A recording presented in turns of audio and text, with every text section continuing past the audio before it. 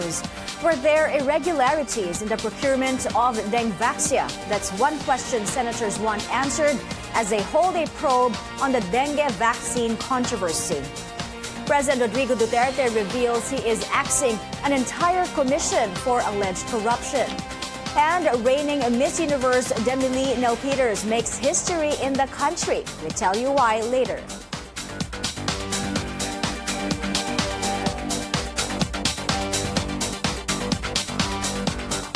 Good afternoon, I'm Maya Rodriguez, and thanks for joining us. We begin with this developing story on the Dengvaxia controversy. At stake, the health of about a tenth of the 800,000 plus children who were vaccinated, 3.5 billion pesos of taxpayers' money, and the possible accountability of government officials, including former President Noynoy Aquino. Health officials are also confirming the case of a 12-year-old girl who suffered from severe dengue just a few months after being vaccinated. Joyce Ilas has this report. 9-year-old Reina was vaccinated with Dengvaxia in August this year. She says she never had dengue before. After 1 week, naramdaman niya yung sakit ng ulo niyang matindi, hindi siya makakita. Oo, naglalabo yung mata niya, namumutla siya. Masakit daw yung katawan niya, para daw siya nalalata, yung ganun. Tapos yung mga tuhod niya, hindi siya makatayo, parang napopolio. From August until now, Reina's grandmother Luisa says the child would complain of recurring fever, headache, joint pains, and nausea. Reina's blood pressure is oftentimes low and her lips would easily bleed. The problem, Luisa says, is they don't have money to have her checked. As a rag vendor, she earns only 100 pesos every day. Ang lakas-lakas ng bata, napakatalino pa naman, tapos ganyan. Gagawin tayo parang hayop, nai-injection tayo ng kahit ano na lang mapag-anuan lang. Tama ba yan? Sanofi Pasteur, the maker of Dengvaxia, earlier reported that the vaccine may eventually cause severe dengue on those who received the vaccine but have not had dengue yet. Health Secretary Francisco Duque confirms on Friday that there has been one confirmed case of a 12-year-old girl from Tarlac who suffered from severe dengue just 3 months after she got her third dose of Dengvaxia. If you were to take the last date of vaccination, which is like 2-3 months ago, then it's really truly a cause for concern. Are we talking also about the possibility that the dengue vaccine might not be effective? Duque says the government will demand Sanofi to refund the 3.5 billion pesos spent to buy Dengvaxia. The government will also ask Sanofi to set up an indemnification fund to cover the hospitalization and medical treatment of all children who might have severe dengue. Duque says a legal team is also looking at the possible accountabilities of Sanofi. I've been told that the information, there's a possibility, a strong possibility that they might have not disclose an information with regard to findings of severe dengue reaction. But for Luisa, what is important now is to ensure how her granddaughter can recover from her current health condition. Joyce Ilas, CNN Philippines. Our chief correspondent Pia Ontiveros spoke with Senator J.V. Ejercito, chairperson of the Senate Health Committee, which will look into the Dengvaxia controversy. He says it will focus on two things: the procurement process and the health risks. Well, because there are information that we have received that it was done, that it might have been done in haste, no? Because it was approved on December 22 of 2015, and the SARO was already issued on December 28, no, prior to the 2016 elections. No? So, I think the crucial thing in this hearing, in this probe, will be the timelines, no, and that I would want to look into. I'm appealing to everybody, especially those who are not in authority, no? Let the experts, let the medical experts speak on the issue, because it is causing further panic. So, and the one good news also, Pia, is that on December 12, the day after, World Health Organization officials will be meeting with me at the Senate office to discuss on how to move forward, and probably they can already give feedback as to how the vaccine is being implemented in other countries, and whether there are adverse effects on those who were vaccinated. Moving on to news overseas, wildfires continue to spread across Southern California, prompting more evacuations. Some residents of the Silmar neighborhood in Los Angeles tried to return to their homes Friday, but were barred by police.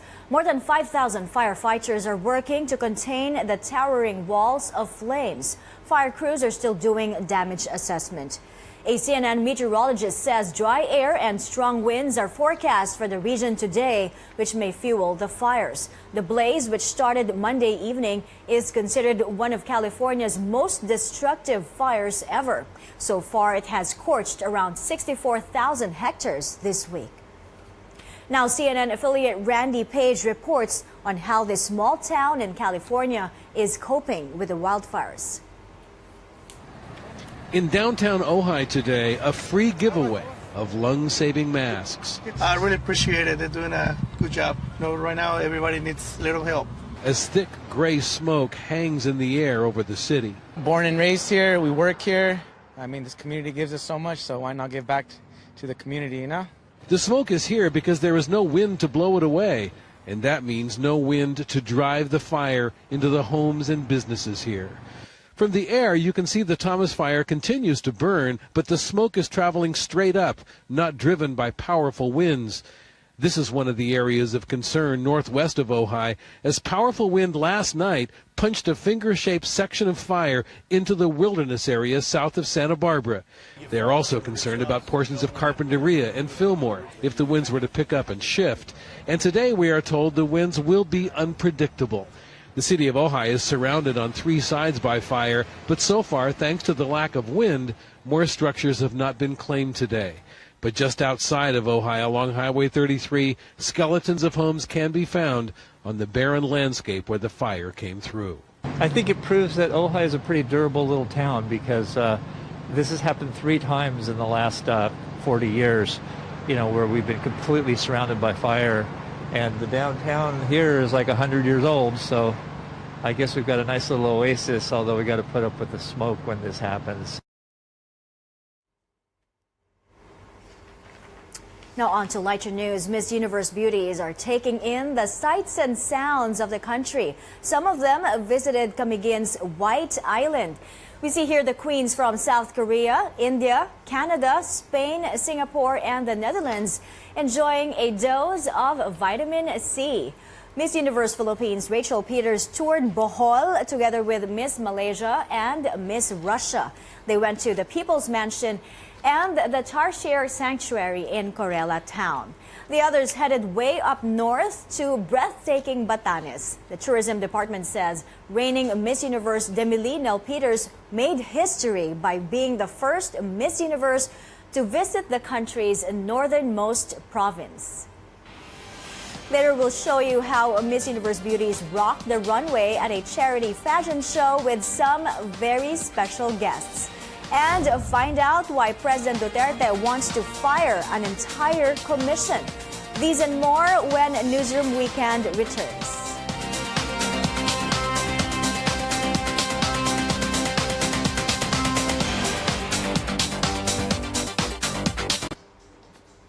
Hello to our viewers on Facebook Live. Thank you for joining us today. Magandang tanghali po sa inyong lahat. Bago ko po kayo batiin, thank you first of all sa mga shoutouts nyo, sa mga pagbati nyo dito sa Facebook Live. First of all, yung next stories kailangan nyong abangan kasi meron kaming live report from Rex Remitio tungkol yan doon sa Dengvaxia controversy pa rin, doon sa dengue vaccine scare na nangyayari ngayon. May update siya from Quezon City. Again, may live report siya. Ngayon, may sinasabi yung isang former health undersecretary about this alleged collusion di umano with Sanofi Pasteur, yun yung manufacturer nitong Dengvaxia na naibigay previously last year, noong 2016, doon sa mga some 800,000 plus children dito sa bansa. So, let's hear from Rex Remitio anong sinasabi nitong si former Undersecretary tungkol kay former DOH Secretary Janet Garin. Also coming up, yung statements recently ni President Duterte tungkol sa pag-a-abolish niya ng isang commission, a government agency na gusto daw niyang i-abolish na, no? At sabi nga niya, ipa-fire niya lahat yung mga tao nitong agency na ito. Abangan ninyo po ang mga marami pang storya. We have 20 more minutes to go in the show. Again, thank you for joining us here on Facebook Live. I think may 20 seconds pa ba ako to greet some of you. Let's say hi to our friends from around the world watching us. Si Yoli Asgar says, hello, Philippines, watching from Amman, Jordan. I love CNN Philippines. Thank you sa'yo. Si Marmar Ramoso watching from Riyadh, Saudi Arabia. And si Benz Descaliar watching from Butuan City. And si Mel Mag says, hello, advance Merry Christmas. Ay, maraming salamat. Merry Christmas then to all of you. Thank you for joining us.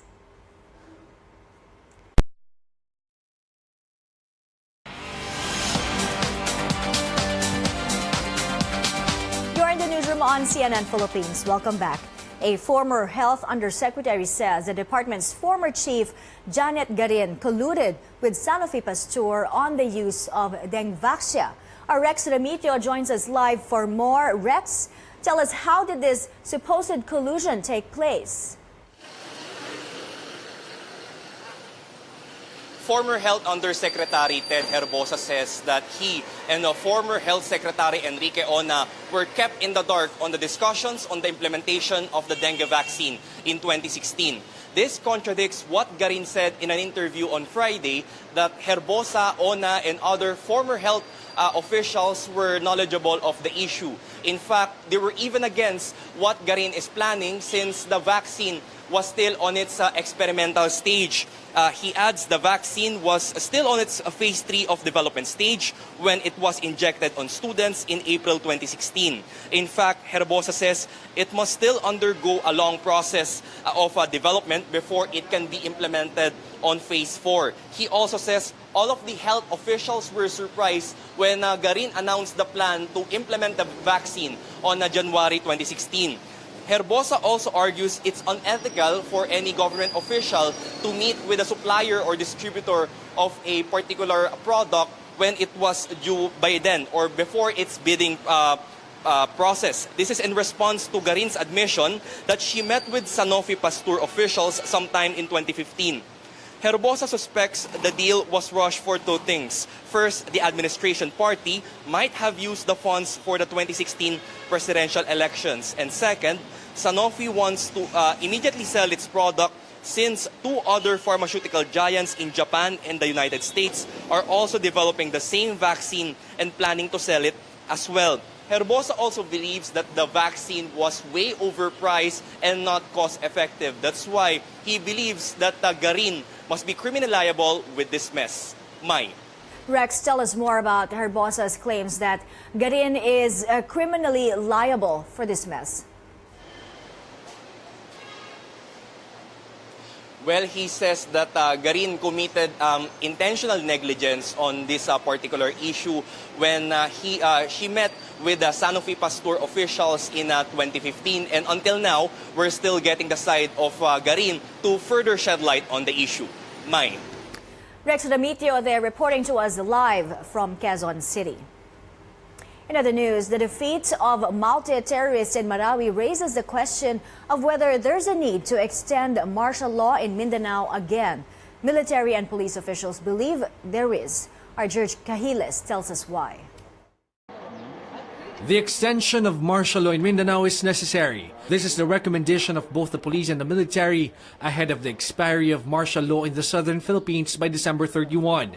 Interior Undersecretary Catalino Cuy says the PNP recommends the one-year extension due to continuing threats from terror groups. We endorse the recommendation ng PNP for one-year extension ng martial law sa Mindanao, principally due to the existing, may continuing threats pa sa Mindanao from the terrorist groups. And at the same time, it will hasten the rehabilitation of Marawi City. The military echoes Cuy's statement, saying that the remnants of ISIS-inspired Maute group and other local terror groups continue to recruit members in Lanao del Sur and nearby provinces. The Bangsamoro Islamic Freedom Fighters still carry out violent activities in central Mindanao. The Abu Sayyaf group and sympathizers still exist in Basilan, Sulu and Tawi-Tawi provinces, and communist rebels have increased their attacks throughout Mindanao. Also, increasing violence initiated by the left is something to watch out for and something that we have to prepare for and confront. That's part of the reason why martial law may be needed to cover other areas where potential terrorists are in hiding.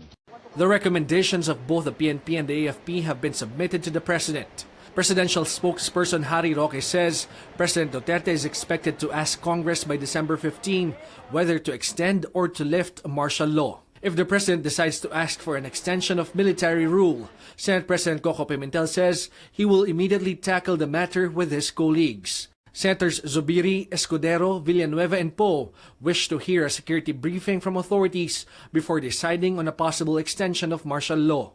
Minority Senators Aquino, Drilon, Ontiveros, Pangilinan, and Trillanes are prepared to oppose any move to extend military rule beyond 2017. Party list Bayan Muna is concerned that extending martial law may lead to more alleged human rights violations in Mindanao. Earlier, House Speaker Pantaleon Alvarez told CNN Philippines he preferred martial law to stay in Mindanao until the end of the president's term in 2022. George Cahiles, CNN Philippines.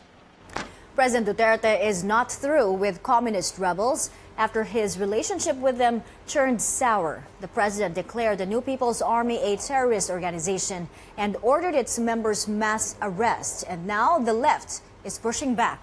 Our senior correspondent David Santos has more.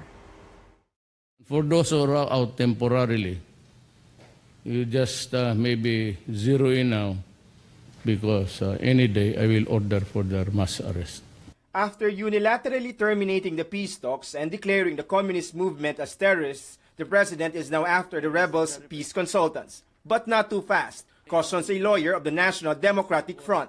Arrests must be made through the judicial process, no? And it is through the courts that arrests can be made.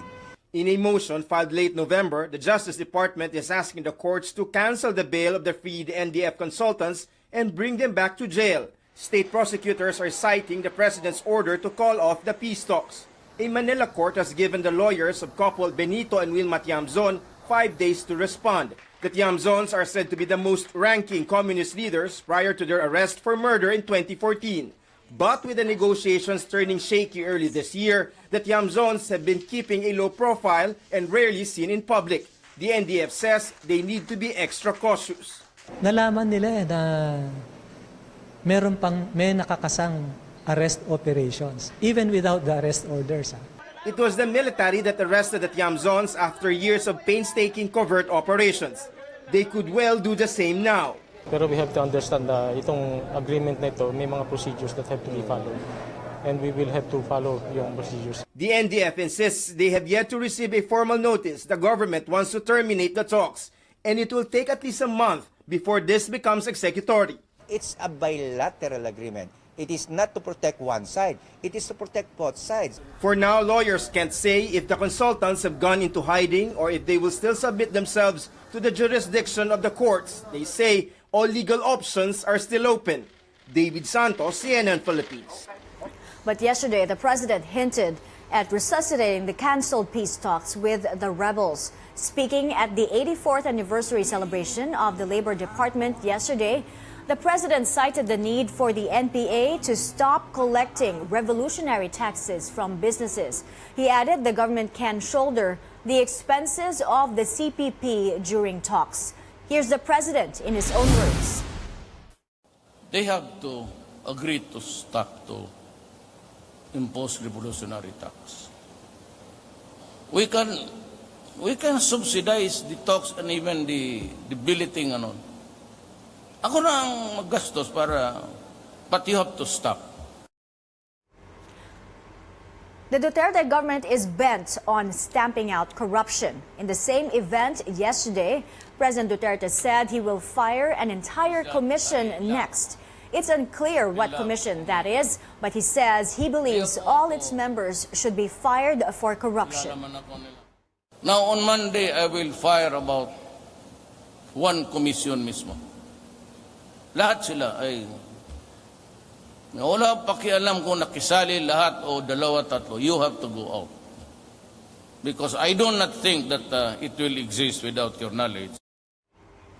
The president has fired other officials before, among them Dangerous Drugs Board Chairman Benjamin Reyes, Cabinet Undersecretary Maya Valdez, and Sugar Regulatory Administration Chief Ana Rosario Paner. The president also axed Interior Secretary Ismael Sueno due to corruption allegations involving the country's purchase of fire trucks from an Austrian firm. Coming up, our Olympian Mansour Del Rosario, the first Filipino and non-Korean to receive South Korea's Taekwondo Man of the Year award. And what happens when a rapper does the weather forecast? Well, Chance the Rapper shows us just that after the break. This is Newsroom Weekend on CNN Philippines. Stay tuned.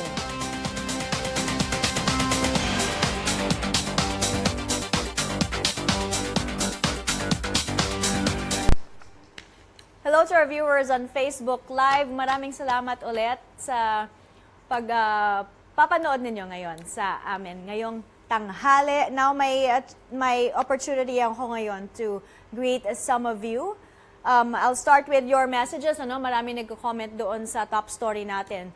Still about the Dengvaxia controversy. Marami nagko-comment na, no? Sabi, good afternoon. Si Mario Medua Bonza is saying it's hard to be one of the parents whom one of the parents of those children who were vaccinated. Sabi niya, prayers is the only way I can share for them. Merry Christmas to you and all the CNN staff. Thank you for that comment, Mario Bonza. Also, I'd like to say hi to Nick Morton watching us from Australia. Si Leonor Baiting says good morning from Doha, Qatar. Si Alan De Guzman from KSA. Maricel Canlas says hi to all Kapampangans from Canada. And si Normelin Campos Yurong watching from Freeport, Bahamas. Si Alan De Guzman says, may comment ulit siya doon sa dengue vaccine controversy. No? Sabi niya, sampahan na si Noynoy at si Garin ng kaso. Yan ang topic ng Senate inquiry starting Monday, headed by the committee of Senator J.V. Ejercito. They will look into the Dengvaxia controversy at pinakatawag nga nila ang mga officials or former officials na involved dito sa dengue vaccine program na ito. Si Marina Watson is watching us from California. Hello to you. Si Tasio Baligwat says hi from Milan. Si Riclino Tayag is watching from Seattle, Washington. Si Arnel Pese says hello, watching from Iloilo. And si Abby Esteban Usman watching from Dubai. More stories up next.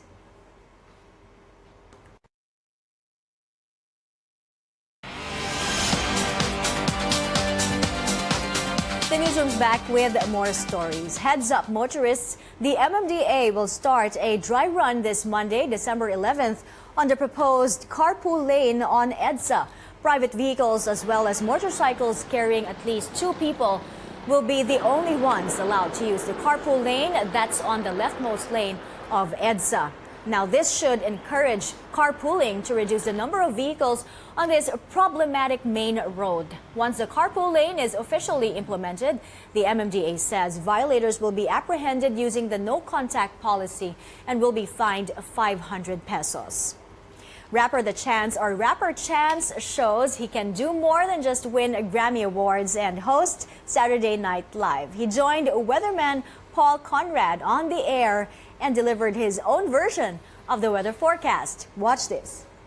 Hey, so we asked if you'd be willing to do the weather, and you've been more than agreeable. More than happy. That's really nice of you. So here's my advice. I've been doing this for 20 years. All you have to do is really just smile, be relatively sexy like I am, and then just read some numbers and you're good to go. I'll try to do both. All right, good luck. It's all yours, man. You're on. All right. Well, as you see up here in Kenosha, it's 19 degrees. Yeah, you're on it. 19 at Waukegan as well. Similar 19 over at O'Hare. 19, actually 20 now at the lakefront. 19 still at Midway. A lot of 19s going on. Yeah. Oh, and due to the Peruvian purchase, apparently Peru is in here too. Nice, good We got form Peru in also. there. Great form. Also, just in case I have to take some, I got an invisibility cloak. Look at that, he's gone. Now you see him, now you know. If I have to check out books at the Hogwarts Library, could do that. St. Louis is also a part of Illinois, apparently. Yeah. We've got, today it'll be mostly cloudy, a high of 34, west winds 10 to 15 miles per hour. Also tonight, light snow, low 23. Every snowflake is different. They actually have like different DNA, like people. And they all matter. Yeah, each one is individual. Northwest winds 10 to 15 miles per hour. Saturday, we've got a little bit of morning snow, a high of 27, and Sunday it'll be partly sunny with a high of 34. Awesome. Yeah, that was pretty impressive, right? Nice. It's easier than it looks. Yeah, it wasn't hard at all. No. He did a good job for a first try. Chance made his appearance to help with the TV station's annual toy drive. In sports, Barangay Ginebra is gearing up for the PBA Philippine Cup, while a Filipino Taekwondo legend makes history in South Korea. Our sports desk correspondent Paulo Del Rosario has more. Yes, Mai, Filipino Taekwondo legend Monsur Del Rosario receives a historic honor in South Korea. The World Taekwondo Federation named Del Rosario as the 2017 Man of the Year. With the recognition, he becomes the first Filipino and non-Korean to receive the honor. The two-time SEA Games gold medalist and former Olympian was also inducted to the Hall of Fame as one of the best fighters in the world in the 80s. And the Filipino sports legend tells Sports Desk his award is dedicated to the Filipinos he represents. It's really an honor to be recognized for your contributions to the propagation and the promotion of the martial art of Taekwondo around the world and in the Philippines. I'm very happy and overwhelmed. Korea noticed our contributions to them and propagating their martial arts all over the world and also in our country. Meantime, Barangay Ginebra head coach Tim Cone is already looking forward to the new season of the PBA. The league's winningest coach shares his mindset in leading the Gin Kings in the upcoming Philippine Cup. The winning never gets old. It never gets tired. You never get tired of winning. You can get tired of the losing in a real hurry. And for us, it's just the day-to-day. You know, you just focus on the day-to-day. Do the day-to-day stuff, and that'll go. And you know, I'm motivated day-to-day to come out and meet with these guys, and that never gets boring to me. We have more of the week's top sports stories on Sports Desk Weekend. I'm Paulo Del Rosario, sitting in for Miko Halili. Back to you. Here's one for the books. All three Miss Universe queens on one stage for a good cause. Our Trisha Tarada gives us a look. It's literally a beautiful night at the Miss Universe charity fashion show as beauty queens take over the runway. They're wearing works by world-renowned Filipino designers. Spotted on the runway are Miss Universe 2017 Demi Nell Peters, together with Miss Universe 2015 Pia Wurtzbach and 2016 winner Iris Martinez. Contestants from this year's pageant are also donning world-class pieces. Filipino beauty queens and former Miss Universe runners-up also walked down the ramp. We're very proud to be a Filipino kasi alam mo, like the other girls from different countries, dumating sila para tumulong sa project na to. We're very, very excited about it. You could see how the whole universe helped one another. And just when everybody thought the show's over after the three queens showed up, the real stars of the night came out. These little girls are the beneficiaries of the Hope for Change Foundation. They received gifts from the three Miss Universe winners and even posed with them on the stage. What's giving me the goosebumps is it's a historic moment for not just all the beauty queens to be together, but for the Miss 2015, 2016, 2017 to be all together, having the same battle cry of inspiring and giving hope. Proceeds from the event will go to the charity program of Hope for Change to send less fortunate students to school from elementary to college. Trisha Tarada, CNN Philippines. That's what's happening in